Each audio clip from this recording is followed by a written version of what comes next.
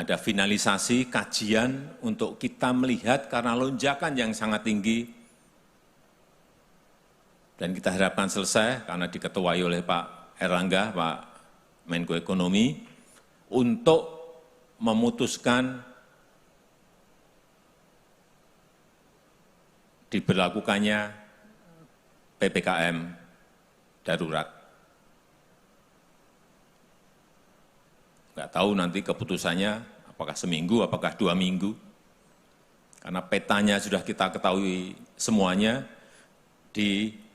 khusus hanya di Pulau Jawa dan di Pulau Bali.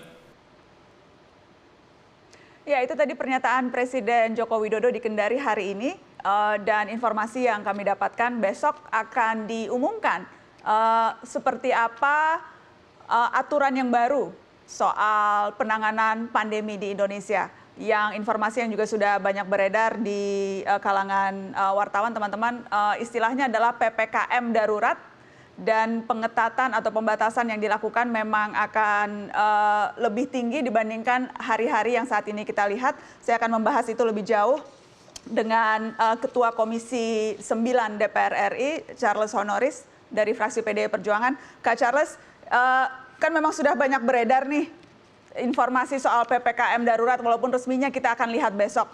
Terlambat tidak ya ini? Atau lebih baik terlambat daripada tidak sama sekali? Ya, saya rasa ini sudah menjadi sesuatu yang tidak bisa tidak untuk dijalankan. Mbak Nana, saya sebagai anggota DPR sudah biasalah, sudah menjadi kewajiban untuk melakukan advokasi kepada masyarakat. Saya rasa setiap anggota DPR juga melakukan yang sama di dapilnya masing-masing. Nah, saya ini beberapa hari terakhir cukup frustasi ya, sebagai pimpinan Komisi Kesehatan, saya tidak berdaya untuk membantu banyak sekali masyarakat yang minta tolong untuk masuk ke rumah sakit, ya, karena rumah sakitnya sudah penuh semua. Bahkan apalagi sedih sekali kalau dikirimkan video. Tadi pagi saya kebetulan terima satu video dari seseorang yang mengirimkan video orang tuanya berusia 74 tahun. Di rumah tidak ada tempat tidur di rumah sakit, nafas sudah sulit, saturasi oksigen sudah 60, ya, nelpon kemana-mana juga setengah mati, Mbak Nana. Ini kondisi yang sangat membuat saya frustasi gitu. Jadi apalagi ketika kita komunikasi dengan teman-teman tenaga kesehatan di garda terdepan ya, di frontline, mereka juga mengeluhkan yang sama, ya, sudah tidak kuat lagi, jam kerja bahkan lebih dari yang seharusnya, ya. Bahkan beberapa dari mereka mengatakan bahwa ini kita banyak terkena COVID kembali karena kita terlalu lelah gitu. Jumlah pasien bertambah terus-menerus setiap harinya. Sistem kesehatan kita sudah, saya tadi katakan hampir lumpuh, kalau saya boleh jujur ya, untuk di Jabodetabek ya sudah lumpuh, Mbak Nana. Jadi ya memang kondisi sudah darurat sekali, tidak ada pilihan lain kecuali pemerintah segera melakukan pembatasan mobilitas masyarakat secara besar-besaran. Karena kalau kita tidak kendalikan, ya, gimana, Mbak?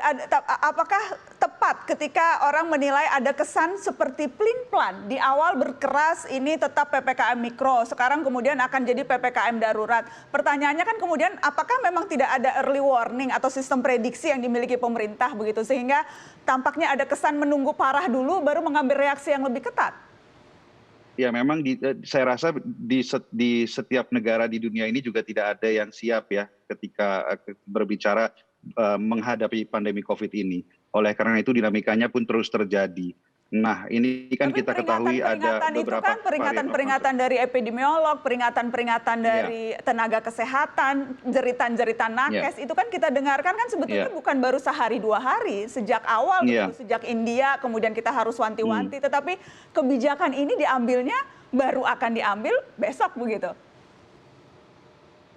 Ya, Mbak Ana, dalam rapat kerja dengan Menteri Kesehatan beberapa waktu yang lalu, saya ingat itu bulan Mei ya, masih 1 bulan yang lalu, kita sudah ingatkan untuk mempersiapkan skenario terburuk ya menghadapi dampak dari libur Lebaran ya. Dan sorry to say, hari ini kita sedang melihat kondisi yang sangat buruk yang terjadi di sekitar kita.